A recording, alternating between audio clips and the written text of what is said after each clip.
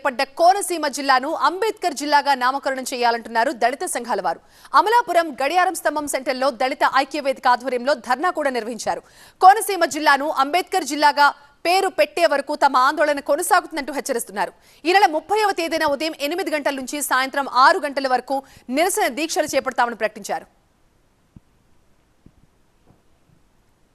అంబేద్కర్ వాదులు ఉన్నటువంటి జిల్లా మహారాష్ట్ర తర్వాత అంబేద్కరిజానికి పురుటిగడ్డ లాంటి జిల్లా ఇది. రిపబ్లికన్ నాయకులు ఈవి రమణయ్య గారు, ఈశ్వరయ్య బాయి గారు లాంటి వాళ్ళు పనిచేసినటువంటి జిల్లా ఇది. 3 రిజర్వ్ స్థానాలు, ఎమ్మెల్యే, శాసనసభ్యులు, 1 ఎంపీ స్థానం ఉన్నటువంటి అత్యధిక జనాభా ఉండి అంబేద్కర్ అందరివాడు అంటున్నటువంటి ఈ ప్రాంతంలో మరి దళితుల యొక్క మనోభావాలు మాత్రమే కాకుండా ఈ కోనసీమ ప్రజల యొక్క మనోభావాన్ని దృష్టిలో తీసుకుని ఈ జిల్లాకు అంబేద్కర్ జిల్లాగా నామకరణం చేయాలనేటువంటి ప్రధాన ఉద్దేశంతో తూర్పుగోదావరి జిల్లా